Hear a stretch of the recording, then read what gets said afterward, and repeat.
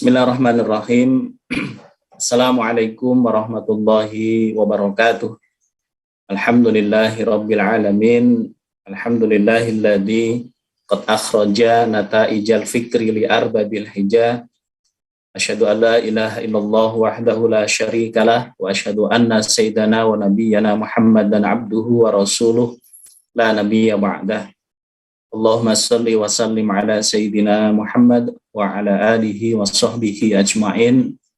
Subhanaka la ilma lana illa ma 'allamtana innaka antal alimul hakim. Bapak Ibu jamaah, para pemirsa, para pendengar yang dimuliakan oleh Allah, puji syukur hanyalah milik Allah.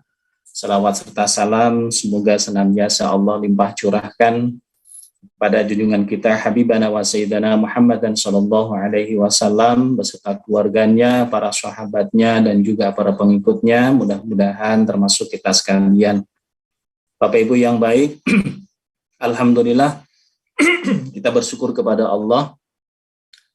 Pagi hari ini kita bisa mengawali kegiatan kita hari ini dengan bersama-sama menyimak kajian ilmu informasi yang mudah-mudahan ilmu informasi ini sangat berharga untuk kita, untuk keluarga kita, dan juga untuk saudara-saudara kita. Kalau kita berbicara tentang ilmu, di surat Al-Mulk Allah menyampaikan alladzi khalaqal mauta wal hayata liyabluwakum ayyukum ahsanu amala. Di situ menggunakan kalimat ahsanu amala, bukan aktsaru amala. Orang yang paling baik amalannya, bukan orang yang paling banyak amalannya. Artinya kita diperintahkan oleh Allah, dicontohkan oleh Rasulullah SAW, jangan pernah berhenti untuk belajar. Utlubul ilma minal mahdi ilal lahdi. Tuntutlah ilmu dari mulai ayunan ya sampai liang lahat. Berarti setiap saat kita harus belajar dan terus belajar ya. Ketika berbicara tentang belajar, kadang-kadang kita memahami belajar itu dipersempit, yaitu sekolah, SD, SMP, SMA, SMK, perguruan tinggi dan lain sebagainya. Padahal yang namanya belajar bukan hanya di pendidikan formal saja, tetapi banyak hal yang bisa kita lakukan, tapi itu bagian daripada proses pembelajaran. Termasuk pagi hari ini kita akan mendapatkan informasi ilmu dari guru kita ya. Insya Allah beliau akan menyampaikan terkait dengan PKBM ya. Jadi dulu kita ketika mendengar kata PKBM itu masih sesuatu yang sangat asing ya di masyarakat. Mungkin yang selama ini kita kenal adalah ujian persamaan. Nah, kemudian mengerucut kalau ujian persamaan itu hari ini daftar, besok dapat ujian dan dapat ijazah gitu. Sehingga mempersempit bahwa kalau ujian persamaan itu hanya yang dibutuhkan hanya legalitas secari keterangan saja. Padahal di balik itu ada muatan-muatan yang sangat luar biasa. Kita memberikan kesempatan kepada saudara-saudara kita yang bisa jadi tidak punya banyak waktu untuk mengikuti proses pembelajaran sebagaimana yang di pendidikan formal, itu kan sudah standar pelajarannya, waktu pembelajarannya, dan sebagainya, ada standarisasi yang mengikat. Tetapi ketika berbicara tentang pendidikan non-formal, sesungguhnya tidak mengikat, yang penting targetnya itu tercapai. Insya Allah hari ini Bapak Ibu yang baik, kita akan mendapatkan ilmu, pencerahan, informasi ya, dari guru kita Bapak Dr. Andes Haji Abdul Ghos MPD ya. Beliau diberi amanah hari ini sebagai Kepala Bidang Pendidikan Anak Usia Dini dan Pendidikan Masyarakat Dinas Pendidikan Kota Bandung, yang insya Allah mudah-mudahan akan memberikan informasi secara detail tentang PKBM nih Pak Ustadz ya.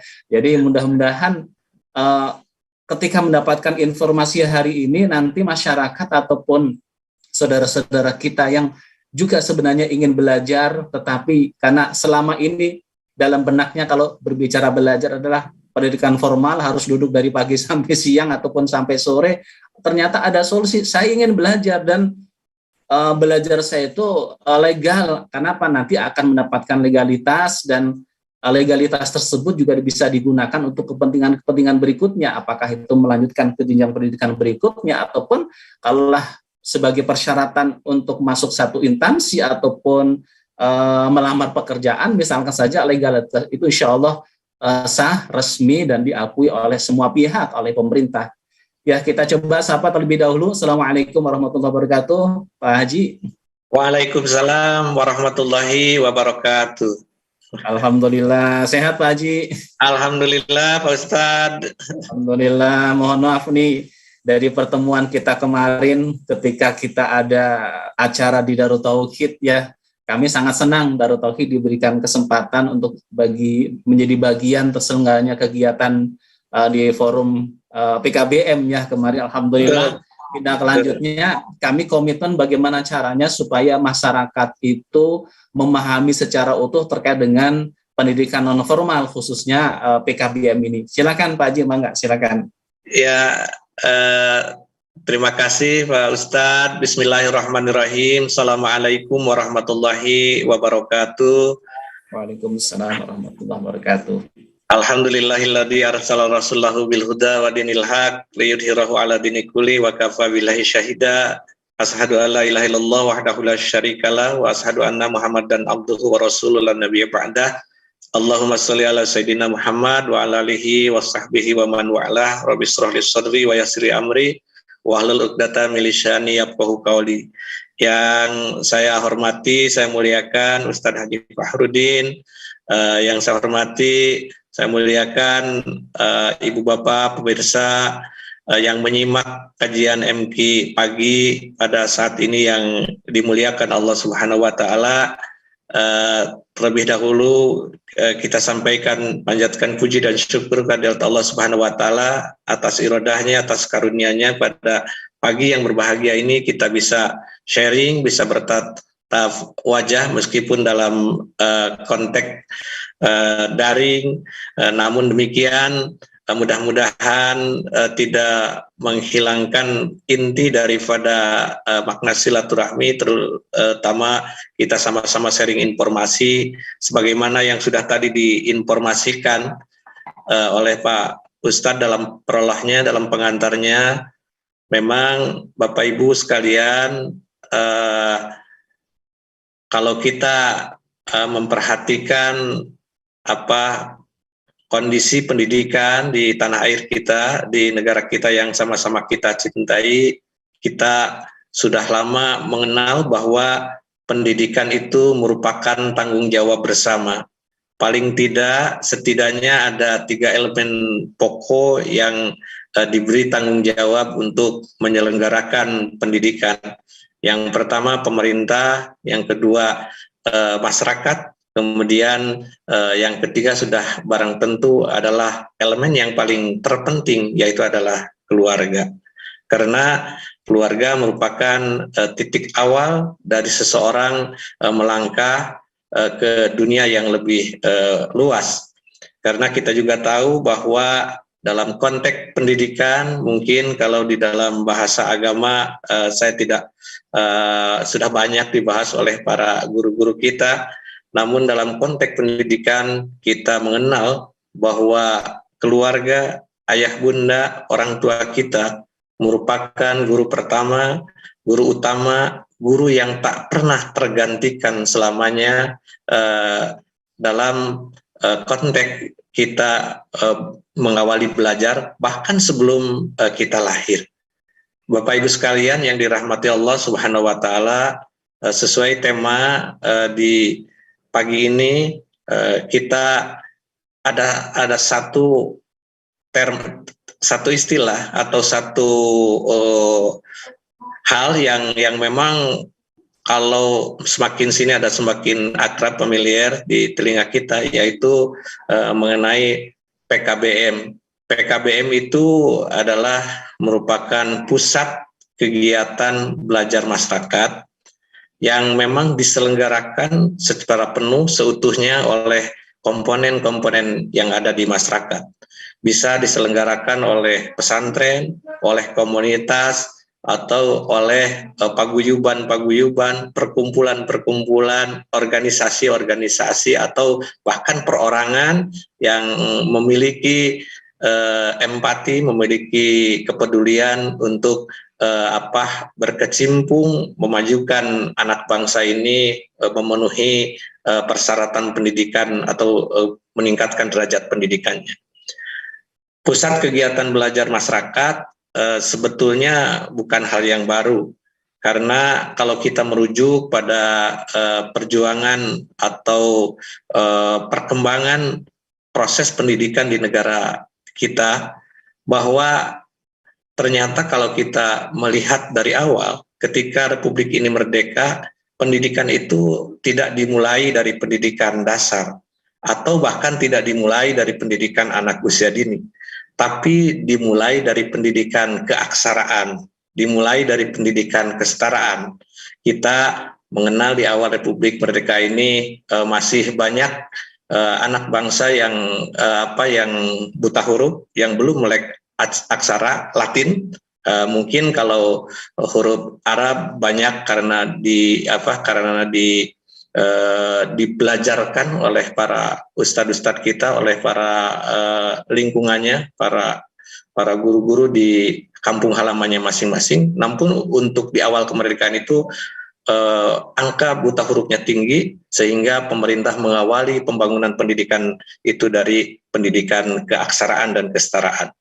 Dalam konteks hari ini PKBM, hadirin yang berbahagia, ternyata kalau dulu tadi sudah disampaikan oleh Pak Ustadz dalam pembukaan bahwa lebih dikenal dengan ujian persamaan atau UPER, yang mana mungkin bisa datang kapan saja atau di waktu-waktu tertentu, kemudian tidak lama mengikuti ujian dan mendapatkan ijazah program pendidikan paket A setara SD, paket B setara SMP, paket C setara SMA, SMK.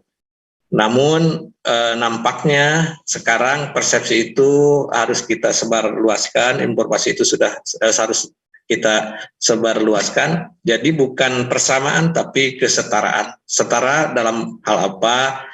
Kita mengenal bahwa dalam sistem pendidikan nasional kita itu ada 3 jalur pendidikan, yaitu pendidikan formal, non formal, dan informal. Pendidikan formal yang paling banyak dikenal oleh masyarakat, yaitu mulai dari jenjang TK, SD, SMP, SMA, sampai perguruan tinggi.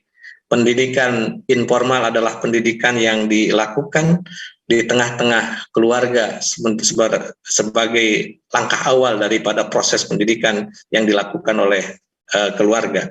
Kemudian pendidikan non formal adalah pendidikan yang diselenggarakan oleh masyarakat. Antara lain adalah satuan pendidikannya adalah PKBM. Jadi PKBM itu bisa disebut setara SD, setara SMP, setara SMA. Bahkan PKBM itu kalau lebih kompleksnya, lebih pasnya, PKBM itu merupakan satuan pendidikan yang multi layanan. Di PKBM boleh diselenggarakan layanan pendidikan anak usia dini, kursus-kursus pelatihan, atau kajian-kajian, termasuk majelis taklim. Di sana boleh diberikan layanan di PKBM. Bahkan tapi hal yang paling harus ada sebagai syarat adanya suatu PKBM, yaitu di sana diselenggarakan pendidikan kesetaraan paket A, B, dan C. Itu mungkin Ustadz yang sebagai awal dari kami. Terima kasih. Alhamdulillah, luar biasa Bapak Ibu yang baik. Ini menambah informasi untuk kita ya. Jadi Pak Haji Gos bahwa di Darut Tauhid cikal bakal ikut ataupun menyelenggarakan program PKBM itu awalnya banyak orang tua yang menitipkan anaknya untuk fokus menghafal Al-Quran. Betul. Nah, ketika menghafal Al-Quran, saat mereka selesai sudah 30 juz akan melanjutkan ke jenjang pendidikan berikutnya, itu agak kesulitan. Betul. Rata-rata misalkan tamatan SD, kemudian menghafal Al-Quran selama 3 tahun, begitu selesai temannya sudah bisa langsung masuk SMA, sementara anak ini karena ijazahnya masih SD ya tetap ada proses harus ikut belajar di tingkat SMP terlebih dahulu, sehingga kami terus mencari informasi. Dulu kita punya program yang namanya MTF, Ma'had Tafakuh Fiddin. Jadi santrinya itu betul-betul ya belajar diniyah saja, tidak belajar umum. Nah, memang yang menjadi kendala adalah ketika ada pertanyaan dari orang tua dan keinginan orang tua untuk anaknya melanjutkan ke jenjang pendidikan berikutnya, kita tidak punya legalitas itu, kan gitu. Akhirnya Pak, kita cari informasi yang saat itu memang ya ada sebagian masih menggunakan istilahnya tadi ujian persamaan kan gitu. Nah, kalau ujian persamaan ini kan ketika melanjutkan ke jenjang pendidikan berikutnya, kasihan anak. Kenapa? Karena anak itu sudah tertinggal pelajaran-pelajaran yang memang harusnya dipelajari di tingkat SMP. Nah, alhamdulillah pertolongan dari Allah, saya waktu itu banyak silaturahim ke Disdik juga, ya alhamdulillah. Kemudian diberikan masukan, arahan untuk membuka PKBM ini, dan alhamdulillah sejak saat itu kita buka. Dan orang tua sekarang ketika menitipkan anaknya ke Darut Tauhid untuk menghafal Al-Quran itu tenang. Kenapa? Karena begitu selesai hafal Al-Quran, anaknya itu bisa melanjutkan ke jenjang pendidikan berikutnya. Dan sesuatu yang sangat luar biasa yang terus disyukuri adalah bagaimana kemampuan dari anak itu sendiri ternyata walaupun belajarnya itu terbatas, ya waktunya terbatas, tetapi mereka tetap bisa mengikuti teman-temannya yang mereka belajarnya fokus di pendidikan formalnya. Salah satu contoh misalkan di angkatan sekarang, alhamdulillah beberapa alumni PKBM Darut Tauhid itu diterima, ada yang diterima di ITB, ada yang di Unpad, ada yang di UPI, ada yang di UIN, ada yang di Muhammadiyah di Yogyakarta. Ini menunjukkan bahwa ternyata dengan pembelajaran yang dilakukan di PKBM tersebut juga insya Allah efektif. Artinya Pak, anak itu tetap bisa mengikuti untuk melanjutkan ke jenjang pendidikan berikutnya, ya. Termasuk mohon maaf anak saya juga demikian ya, mengikuti PKBM gitu. Ini mudah-mudahan menjadi bagian informasi dan motivasi ya bagi orang tua yang satu bisa jadi ada anaknya yang selama ini belum siap untuk sekolah di pendidikan formal mungkin ya, ataupun mungkin anaknya itu putus di tengah perjalanan, tidak melanjutkan ke jenjang pendidikan formal, ataupun bisa jadi anaknya ingin fokus belajar diniyah, menghafal Al-Quran, tetapi juga secara legalitas tetap bisa mendapatkan ijazah untuk melanjutkan ke jenjang pendidikan berikutnya. Saya kira ini menjadi bagian solusi. Selain tadi yang disampaikan oleh Pak Haji Gos bahwa PKBM itu bukan hanya untuk mendapatkan legalitas ijazah yang untuk melanjutkan ke jenjang pendidikan berikutnya saja, tapi berbagai keterampilan, kursus-kursus itu juga diselenggarakan di PKBM tersebut gitu ya. Jadi alhamdulillah kami juga menyelenggarakan itu. Kalau kemudian kita analisa Pak Haji untuk di misalkan wilayah Kota Bandung sendiri, potensi untuk PKBM ataupun organisasi lembaga pesantren yang sudah menyelenggarakan PKBM itu ada berapa nih, dan berapa siswa PKBM di seluruh misalkan Kota Bandung lah, wilayah Kota Bandung misalkan saja. Haji, berapa Pak Haji ini? Ya, terima kasih Ustaz. Memang nampaknya makin hari perkembangan PKBM khususnya mungkin dalam konteks Kota Bandung, tapi saya yakin di daerah-daerah lain pun seperti itu. Terlebih lagi kemarin di saat kita mendapat musibah COVID-19, jadi khusus di Kota Bandung misalnya jumlah PKBM saat ini lembaganya itu ada 91 lembaga, itu adalah yang tercatat di Dapodik. Ke 91 lembaga itu diantaranya 73 lembaga tahun kemarin sudah mengikut sertakan anak-anak peserta didiknya mengikuti ujian dan sudah dinyatakan lulus. Jumlah peserta didik yang ada di PKBM program paket A, B, dan C di Kota Bandung itu sekitar 17.000. Ini luar biasa, betul. Kalau 17.000 itu kita masukkan ke satuan pendidikan, misalnya SMP negeri yang dibangun oleh pemerintah, itu kita kalau rata-rata di SMP negeri itu ada 1.000 peserta didik, berarti harus ada 17 SMP negeri untuk iya betul, dan itu sudah jelas memerlukan anggaran yang besar yang harus ditanggung oleh pemerintah. Tapi dengan hadirnya peran serta masyarakat melalui PKBM ini, jelas selain memang tugas bersama-sama memikul kerjasama ini untuk mencerdaskan anak-anak bangsa, juga menjadi lebih sinergis, harmonis hubungan antara pemerintah, masyarakat, dan orang tua. Juga perlu disampaikan tadi memang beberapa pesantren di Kota Bandung juga sudah membuka menyelenggarakan PKBM, dan ini membuat nampaknya pengamatan saya setidaknya Pak, nampaknya anak-anak atau peserta didik, santri-santri tahfidz atau yang memilih pengetahuan lain itu lebih fokus terhadap bidang yang digelutinya, tanpa mereka harus khawatir atau orang tua khawatir ketinggalan dalam legalitas formal sekolah formal. Misalnya begini, kemarin 2 minggu yang lalu di salah satu pesantren saya juga kebetulan di wilayah Bandung Timur diberi kesempatan untuk menghadiri pembukaan PKBM di sana.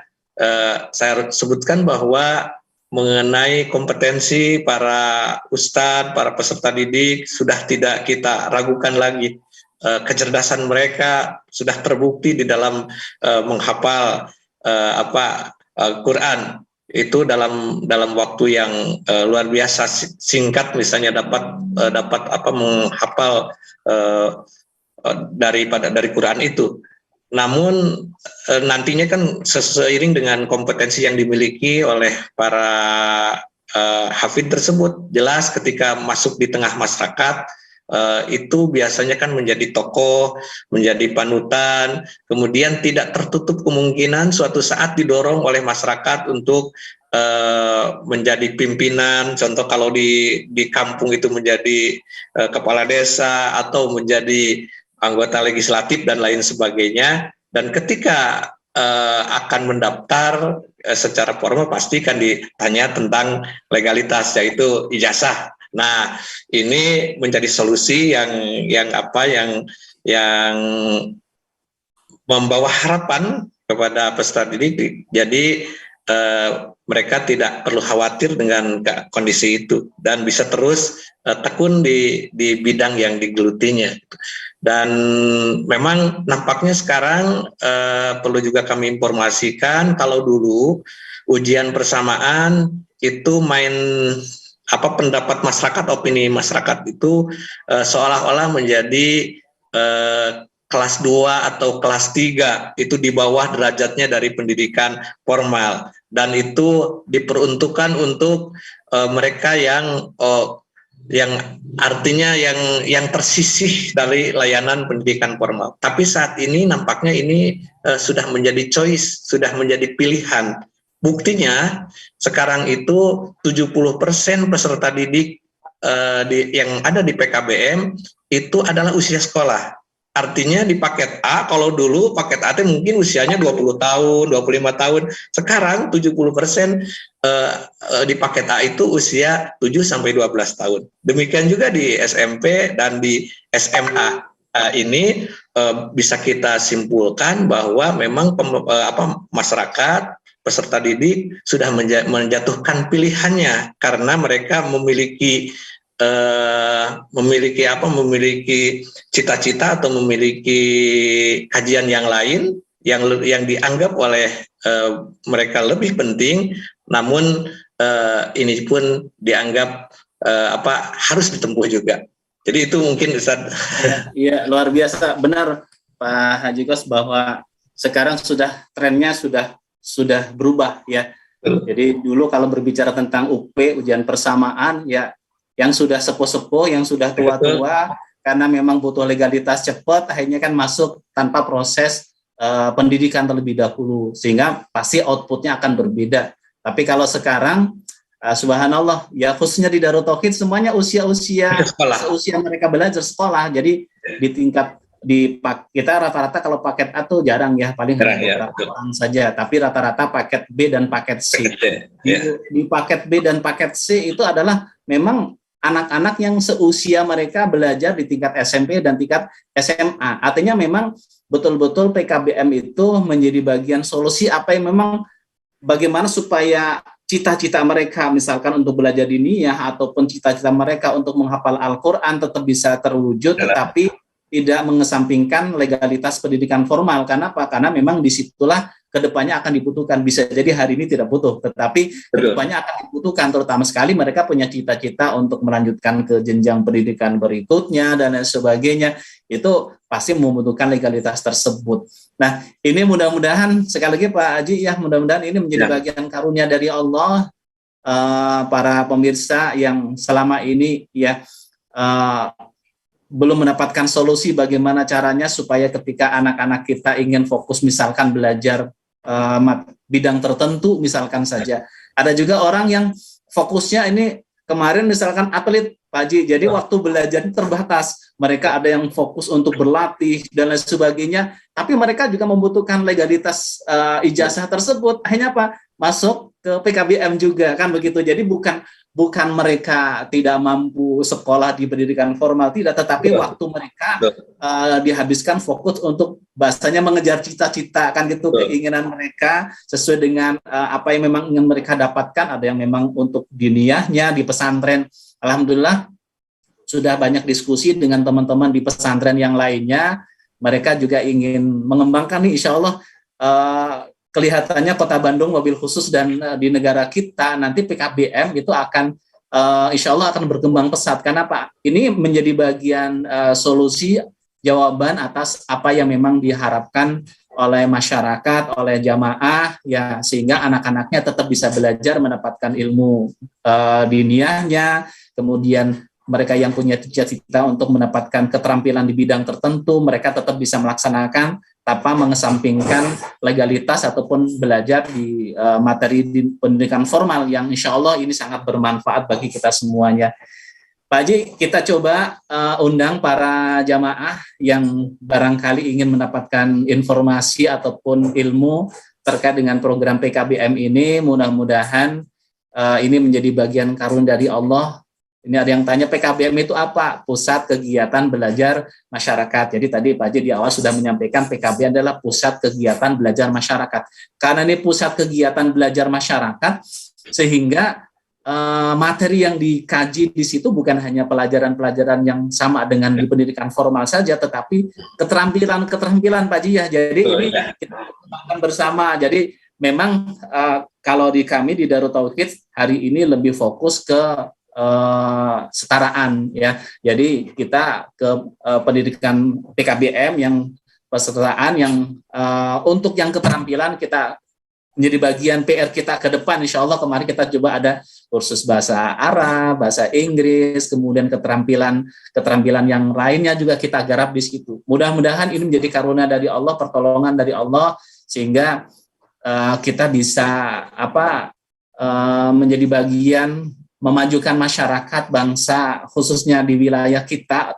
Tadi tentang berbicara tentang tarbiyatul aulad, pendidikan anak, betul, pendidikan tarbiyatul aulad yang nomor satu sebenarnya adalah keluarga ya. Nah kalau istilah ada madrasatul ula, ibu ya, itu merupakan madrasah sekolah yang pertama kali ya. Keluarga itu adalah sekolah yang pertama kali, baru kemudian masyarakat ya.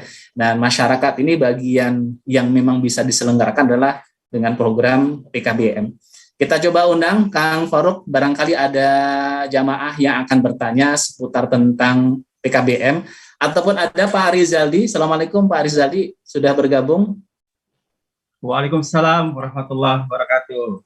Alhamdulillah, ini Pak Rizaldi yang diberi amanah kalau Ketua PKBM Darut Tauhid Ibu Hajah Khairati, dan operasionalnya oleh Pak Rizaldi. Ya Pak Rizaldi, boleh sambil kita menunggu jamaah yang akan bertanya seputar tentang program PKBM ini, boleh disampaikan informasi tentang PKBM mengerucut ke Darut Tauhid Pak Haji ya, PKBM Darut Tauhid yang mudah-mudahan nih Jadi motivasi ini, jadi nantinya bukan harus semuanya belajar di Darut Tauhid, bukan, tetapi ternyata banyak sekali kesempatan untuk belajar PKBM yang ada di sekitar kita ya. Di Kota Bandung banyak sekali, alhamdulillah terus berkembang. Jadi Bapak Ibu putra putrinya, misalkan sekarang anak saya itu sekarang belum siap untuk masuk pendidikan formal, sekarang ingin masuk program tertentu, belajar tertentu, insya Allah solusinya insya Allah bisa masuk ke PKBM. Silakan Pak Rizaldi.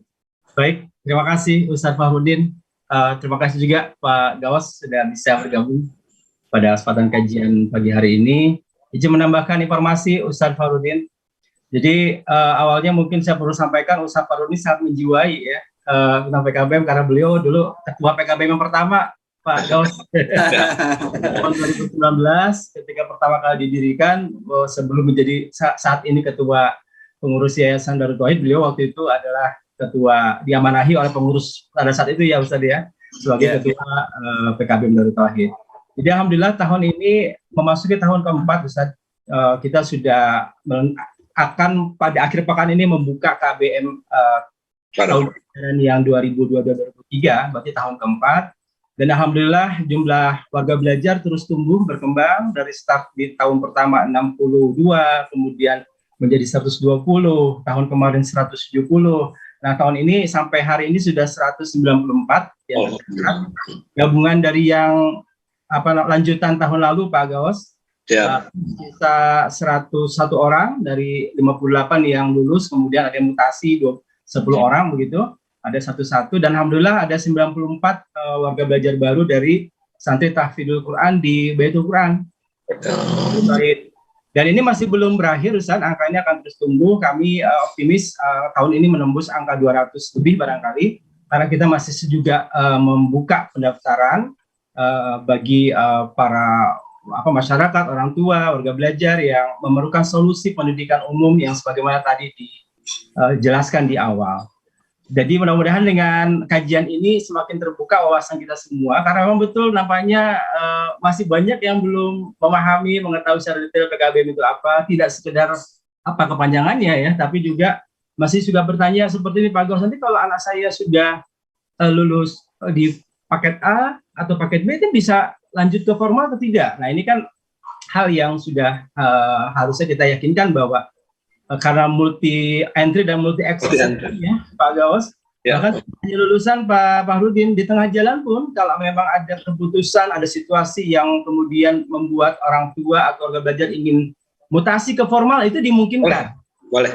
Jadi itu sudah banyak terjadi. Pada itu juga kami memproses ya betul, karena semuanya sudah terpusat dalam satu data pokok pendidikan yang sama dengan sekolah formal. Jadi proses mutasi itu sangat mudah terjadi.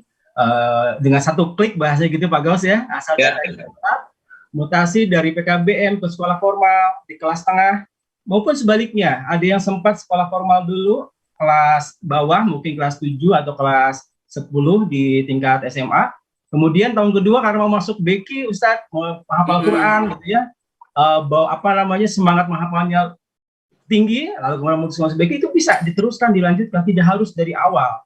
Jadi rapor kelas 10 jadi bekal, diteruskan di PKBM langsung di kelas tengah. Demikian Ustaz Fahruddin. Iya, luar biasa. Ini informasi yang sangat luar biasa Pak Rizaldi ya.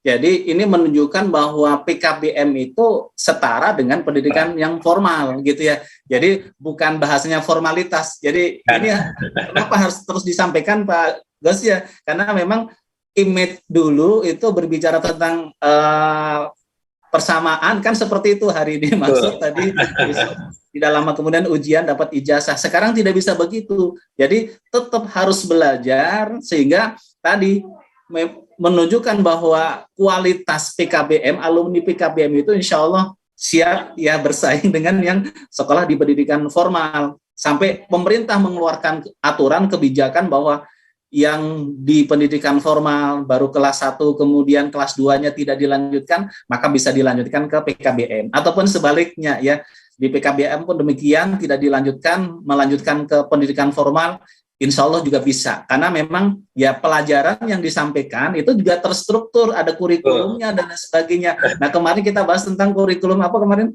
Kurikulum Merdeka. Merdeka. Ya, jadi di pendidikan formal ada kurikulum Merdeka, di PKBM pun menyelenggarakan kurikulum Merdeka. Jadi setara sama gitu. Jadi secara kualitas insya Allah terus diupayakan sehingga bisa lebih baik dan terus meningkat. Kemudian outputnya juga insya Allah, ya tadi saya sampaikan di awal Pak Rizaldi bahwa alumni kita alhamdulillah kemarin ya saya dapat informasi dari Pak Rizaldi dengan teman-teman juga Bu Heroti, ya bisa diterima di perguruan tinggi yang favorit. Ini kan menunjukkan bahwa kualitas Pak ya, bahwa kualitas. Saya yakin nih PKBM yang lainnya pun demikian. Ini kan karena kami di Darut Tauhid, kami menyampaikan informasi tentang warga belajar. Kalau di formal kan namanya siswa, kalau di PKBM warga belajar. Nah, warga belajar kita alhamdulillah ya. Kenapa warga? Ya untuk menunjukkan kedekatan antara kita dengan mereka, maka mereka disebut warga belajar. Alhamdulillah warga belajar kita terus bertambah ya, karena dulu saya merintis PKBM Darut Tauhid, tahu persis bagaimana kita mencoba untuk menginformasikan kepada masyarakat. Ketika masyarakat datang ke Darut Tauhid, saya ingat sekali ada yang menanyakan, Ustadz kalau PKBM ini sama dong dengan setelah persamaan yang dulu itu hari ini masuk wisuda wisuda, mohon maaf sekarang tidak bisa. Jadi tetap putra bapak, putra ibu itu harus mengikuti belajar. Hanya waktu belajarnya kami yang ngatur. Kalau di kami, ya, betul. Pak Haji, kita waktu belajarnya hari apa Pak Rizal? Sabtu, Ahad Pak Rizal ya? Betul. Jadi perbedaannya adalah di standar proses. Ya, Pak Gawat ya, bahwa fleksibilitas dalam pembelajaran di pendidikan saran itulah yang membedakan dengan pendidikan formal tanpa mengesampingkan kualitasnya. Jadi ada 3 moda pembelajaran di pendidikan kesetaraan. Pertama pembelajaran mandiri, belajar mandiri, kemudian belajar tatap muka dan tutorial. Iya. Kalaupun kita melaksanakan KBM di akhir pekan, itu adalah untuk tutorial dan tatap muka dengan tutor. Artinya di luar itu warga belajar sudah kita bekali modul dan bisa belajar mandiri. Betul. Ya, ini solusi bagi mereka-mereka yang punya keterbatasan waktu, punya situasi khusus, punya minat khusus, sehingga tadi belajar mandiri, tapi juga diberi kesempatan pengelola memberikan jadwal untuk bisa tatap muka dan tutorial dengan tutor. Begitu, Ustaz. Iya. Ya, Pak Rizal, ini ada yang tanya kalau di PKBM pelajaran yang harus dipelajari apa saja? Ini yang tanya Pak Rizal. Ya. Sudah tataran teknis kelihatannya beliau akan masuk PKBM ya. Jadi Mbak ya menyampaikan.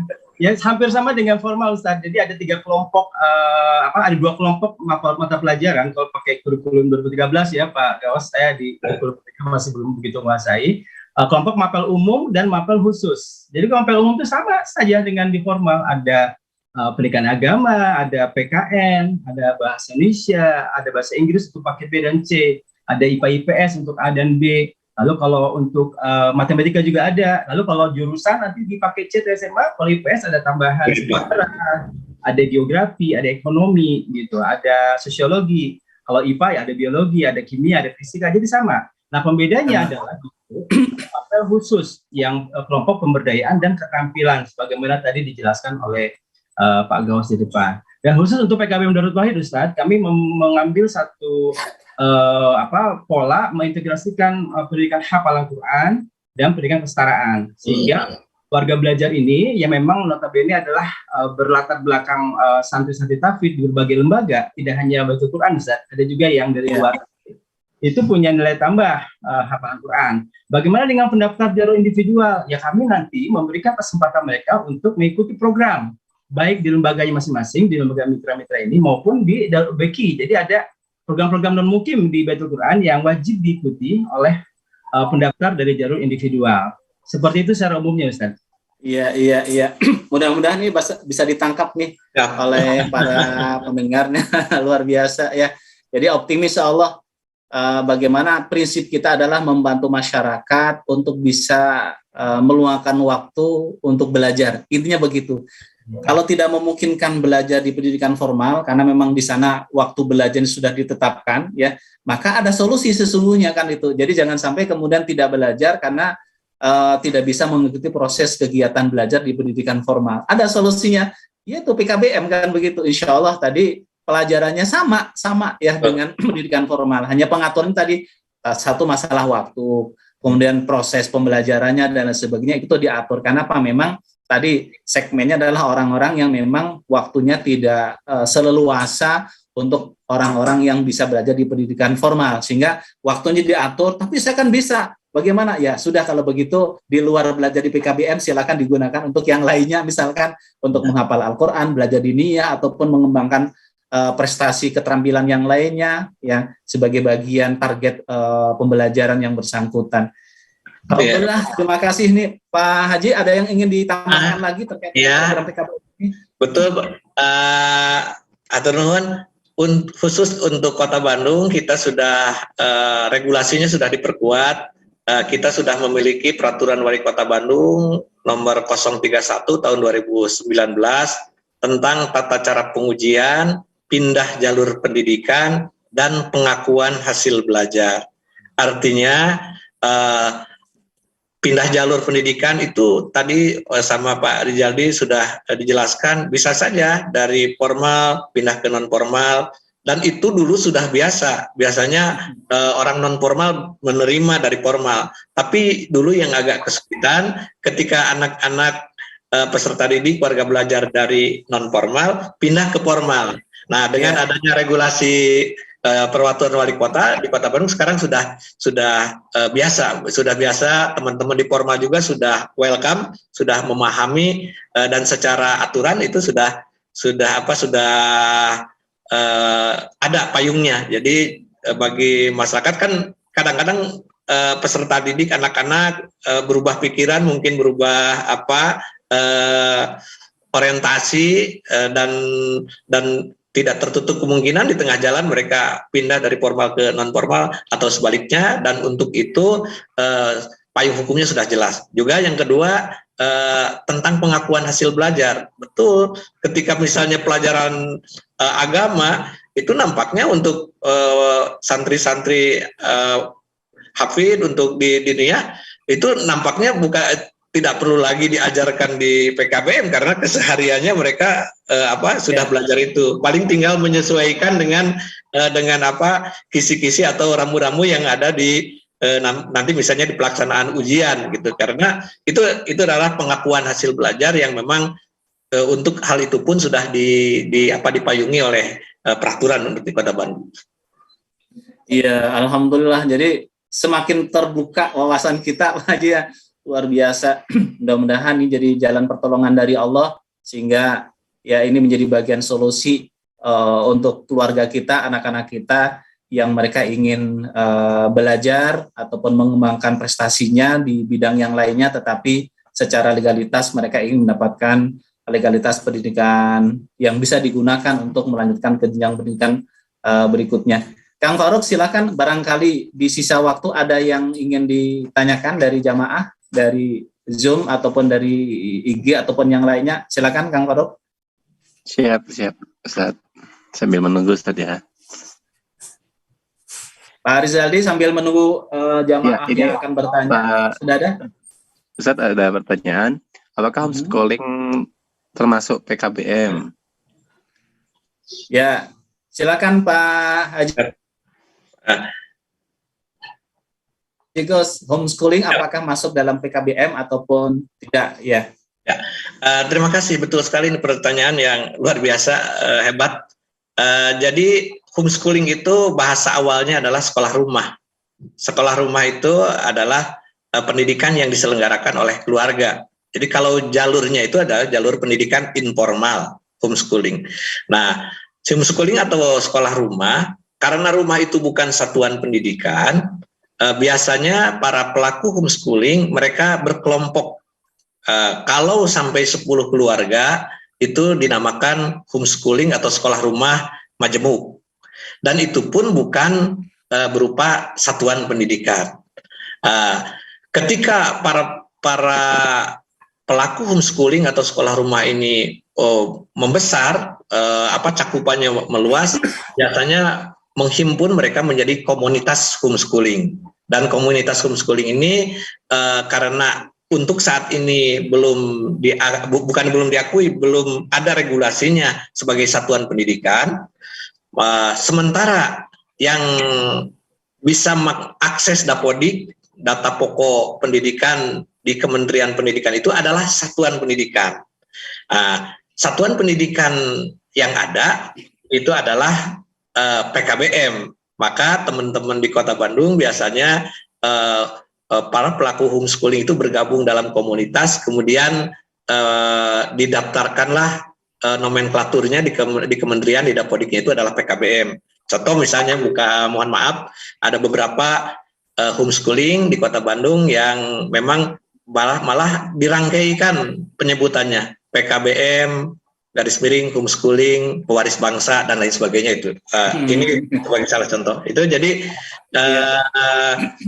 hanya untuk pengakuan sebagai satuan pendidikan, karena yang berhak memberikan nomor induk siswa nasional NISN dan yang memiliki nomor pokok sekolah nasional NPSN itu adalah satuan pendidikan.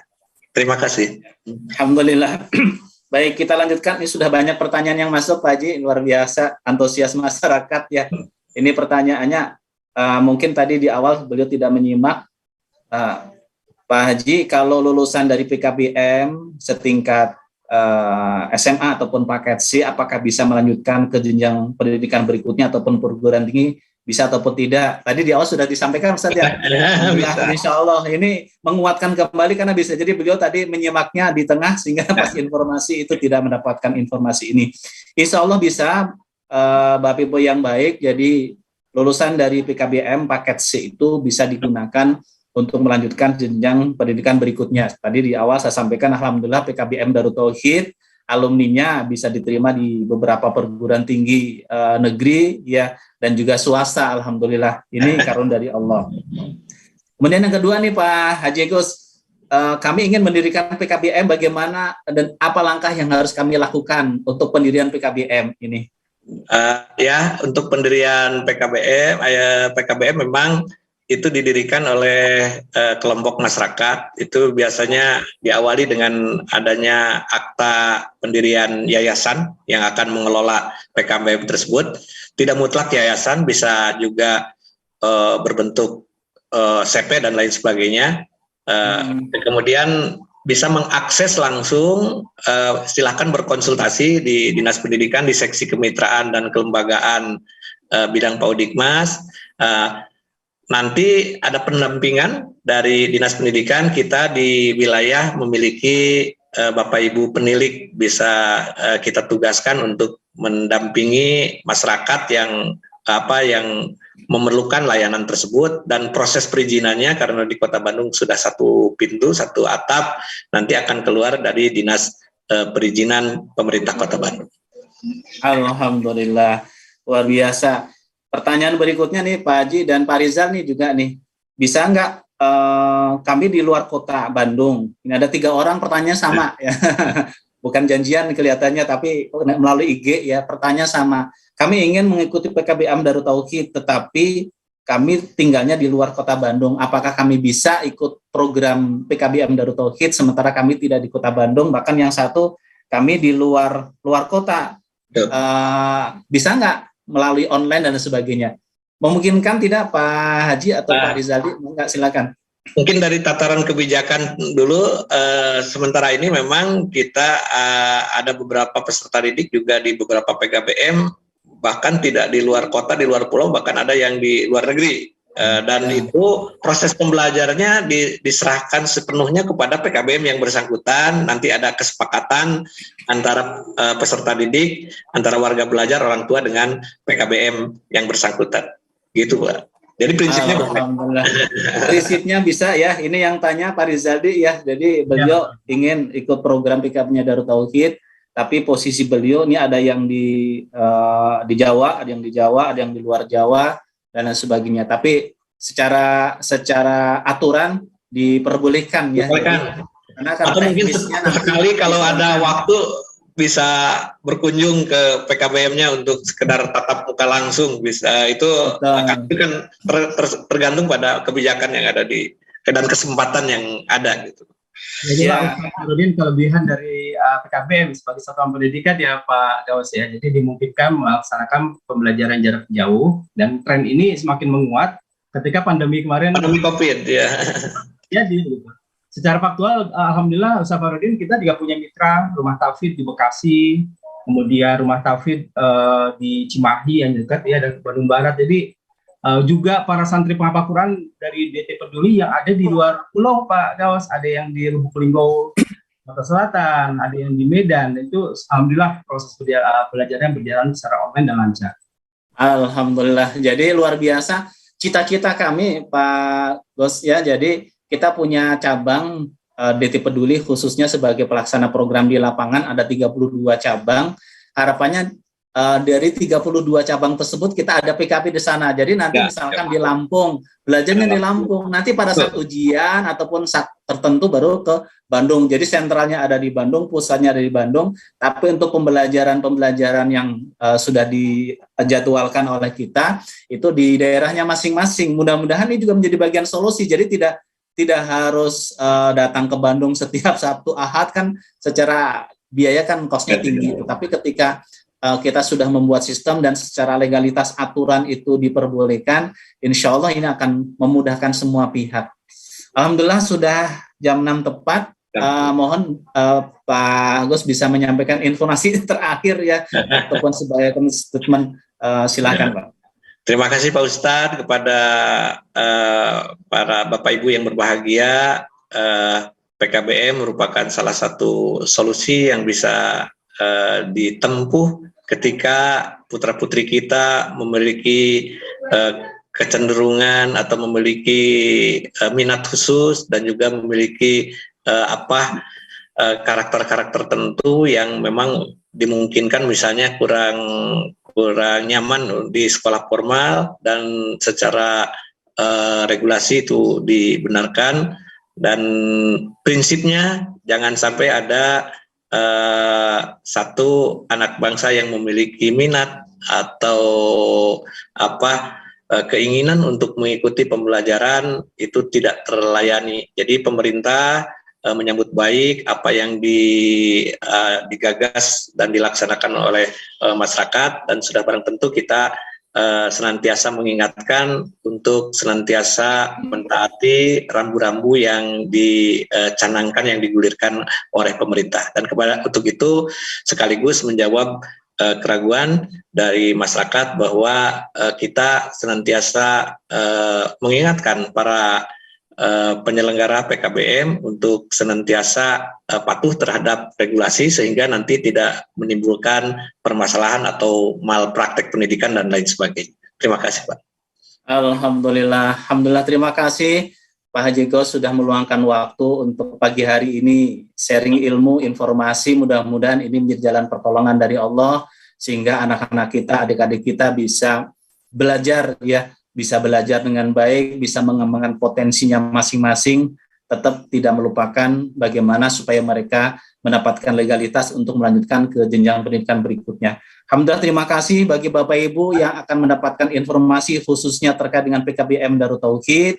Silakan kunjungi Instagram kami di @pkbmdt ya. @pkbmdt, insya Allah di sana banyak informasi seputar tentang PKBM Darut Tauhid, ataupun bisa WA ke berapa Pak Rizadi nomornya yang untuk WA? 0821 1129 5553. Ya, 0821 1129 5553 ya. Mudah-mudahan informasi itu sangat berharga untuk kita, dan juga kalau ada saudara kita, sahabat kita, tetangga kita yang membutuhkan informasi tersebut, silakan, ini ladang amal untuk disampaikan. Sekali lagi terima kasih Pak Haji Gaus sudah sama-sama Pak. Terima kasih Pak Rizali. Alhamdulillah. Terima kasih Bapak Ibu yang baik yang juga bergabung di Zoom dan juga menyimak di media-media kami di IG, di Facebook dan lain sebagainya. Mudah-mudahan ini menjadi ladang amal kita untuk juga menyampaikan informasi ini kepada saudara-saudara kita. Kita akhiri dengan membaca hamdalah dan doa kafaratul majlis. Alhamdulillahirabbil alamin. Subhanakallahumma wa bihamdika asyhadu an la ilaha illa anta astaghfiruka wa atubu ilaik. Assalamualaikum warahmatullahi wabarakatuh. Atur nuhun, pamit. Pak Arja, Ustaz, izin pamit. Kan Pak Haji nuhun bisa, nuhun alhamdulillah. Jami.